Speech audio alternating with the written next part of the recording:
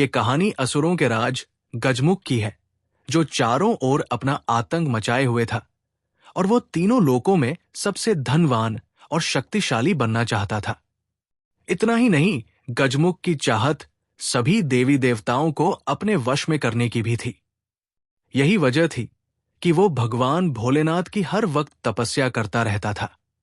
भोलेनाथ से वरदान पाने के लिए वो अपने महल से निकलकर जंगल चला गया और वहां बिना भोजन पानी के ही दिन रात शिवजी की तपस्या में लीन हो गया। गजमुख की ये कठोर तपस्या कई वर्षों तक चली। एक दिन शिवजी ने गजमुख की कठोर तपस्या से प्रसन्न होकर उसे दर्शन दिए और वरदान मांगने का कहा। इस पर गजमुख ने शिवजी से दैवीय शक्तियां मांग ली और वो बहुत शक्तिशाली बन गया। शिवजी ने उसे वो शक्ति दी कि उसे किसी भी शस्त्र से नहीं मारा जा सकता था। वरदान मिलने के बाद गजमुख और अहंकारी हो गया और वो अपनी शक्ति का दुरुपयोग करने लगा।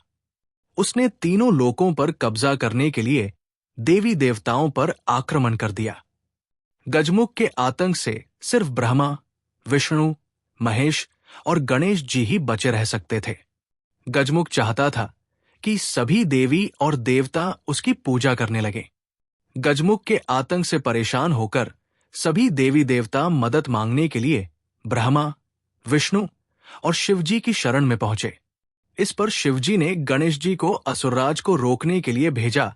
गजमुख जब गणेश जी की बात को नहीं माना तो दोनों के बीच भयंकर युद्ध हुआ। इस युद्ध में गजमुख बुरी तरह से घायल हो गया, लेकिन इसके बाद भी वो नहीं माना और उसने अपना रूप बदल लिया और मूषक बन गया। इसके बाद वो मूषक रूप में बाल गणेश पर हमला करने के लिए दौड़ा। इस पर गणेश जी कूदकर उसके ऊपर बैठ गए।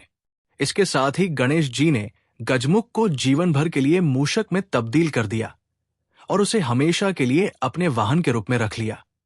इसके बाद गजमुख मूषक रूप में गणेश जी का प्रिय मित्र बन गया।